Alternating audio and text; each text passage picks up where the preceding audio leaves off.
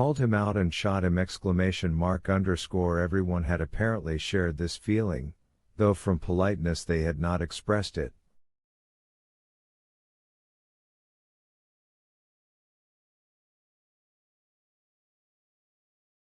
But the matter is settled, it's useless thinking about it, Alexey Alexandrovich told himself.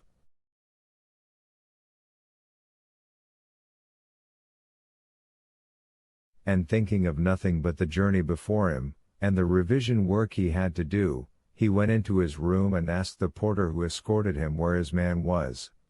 The porter said that the man had only just gone out.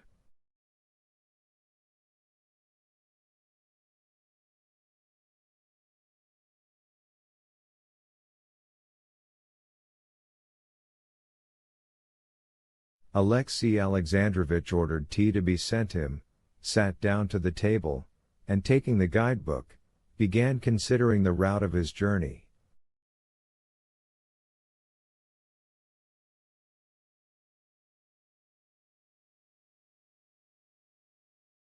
"Two telegrams," said his manservant, coming into the room. "I beg your pardon, Your Excellency, I'd only just that minute gone out."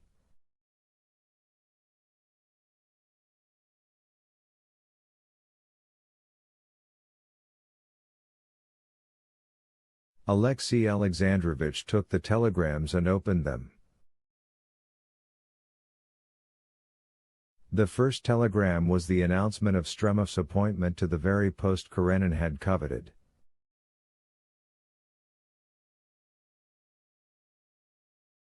Alexey Alexandrovich flung the telegram down, and flushing a little, got up and began to pace up and down the room. "Quos vult perdere dementat he said, meaning by quos the persons responsible for this appointment.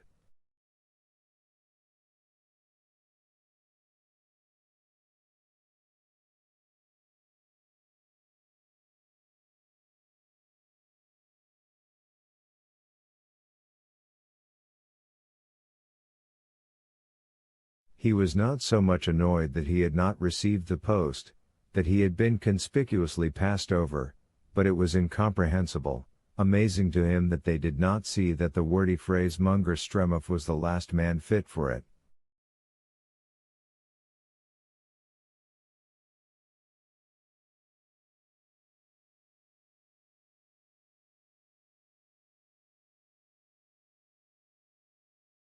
How could they fail to see how they were ruining themselves, lowering their prestige by this appointment?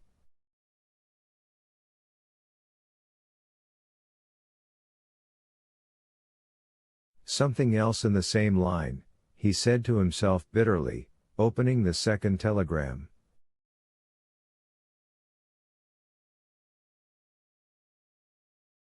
The telegram was from his wife. Her name, written in blue pencil. Anna, was the first thing that caught his eye. "I am dying, I beg, I implore you to come. I shall die easier with your forgiveness," he read. He smiled contemptuously, and flung down the telegram. That this was a trick and a fraud, of that, he thought for the first minute, there could be no doubt.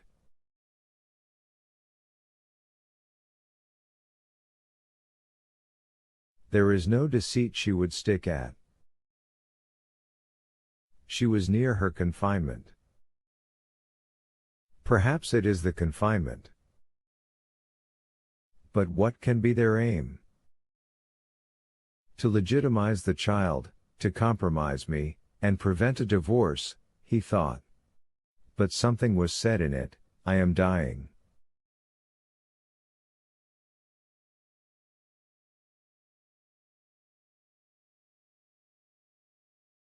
He read the telegram again, and suddenly the plain meaning of what was said in it struck him.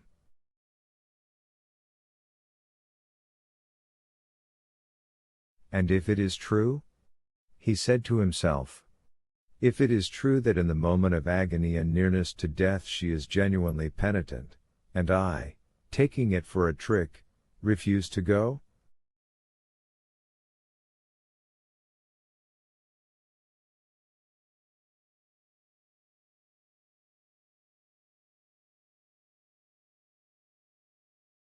That would not only be cruel, and everyone would blame me, but it would be stupid on my part.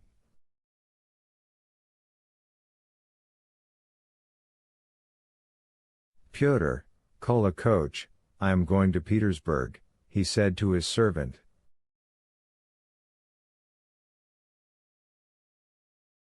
Alexei Alexandrovich decided that he would go to Petersburg and see his wife. If her illness was a trick, he would say nothing and go away again. If she was really in danger, and wished to see him before her death, he would forgive her if he found her alive, and pay her the last duties if he came too late.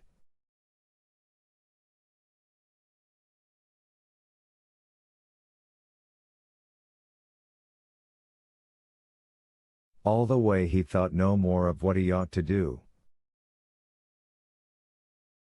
With a sense of weariness and uncleanness from the night spent in the train, in the early fog of Petersburg, Alexei Alexandrovich drove through the deserted Nevsky and stared straight before him, not thinking of what was awaiting him.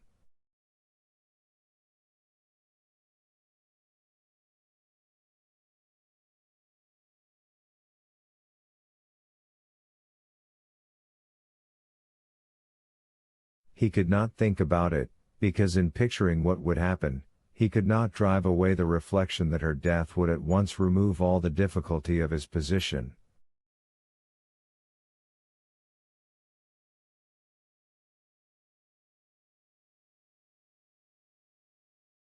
Bakers, closed shops, night cabin, porters sweeping the pavements flashed past his eyes, and he watched it all, trying to smother the thought of what was awaiting him, and what he dared not hope for, and yet was hoping for.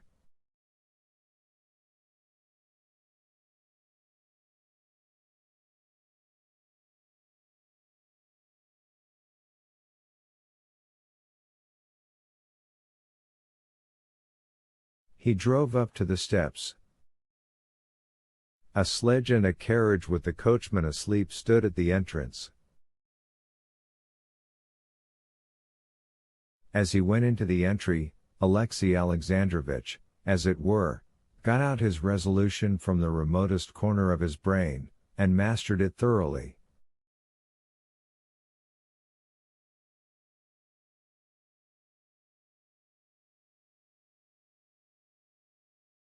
Its meaning ran: if it's a trick, then calm contempt and departure. If truth, do what is proper.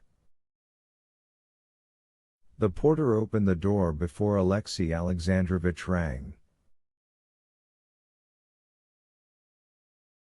The porter, Kapitonich, looked queer in an old coat, without a tie, and in slippers.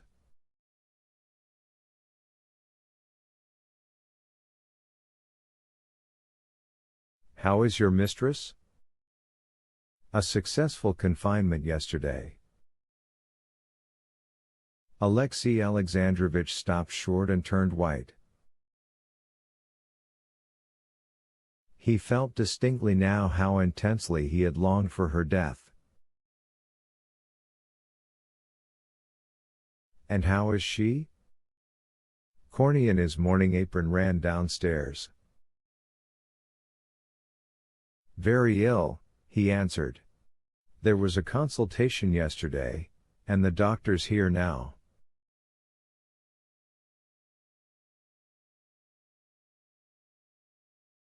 Take my things, said Alexei Alexandrovich, and feeling some relief at the news that there was still hope of her death, he went into the hall.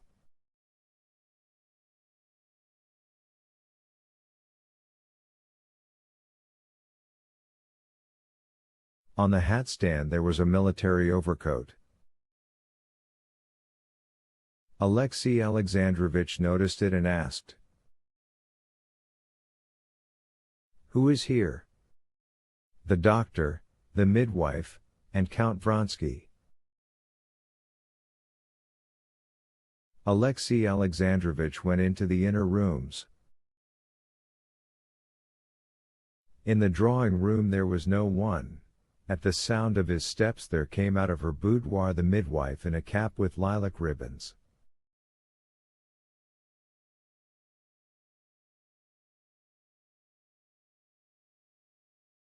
She went up to Alexei Alexandrovich, and with the familiarity given by the approach of death took him by the arm and drew him towards the bedroom.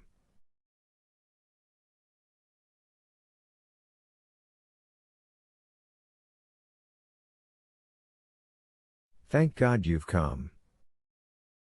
She keeps on about you and nothing but you," she said.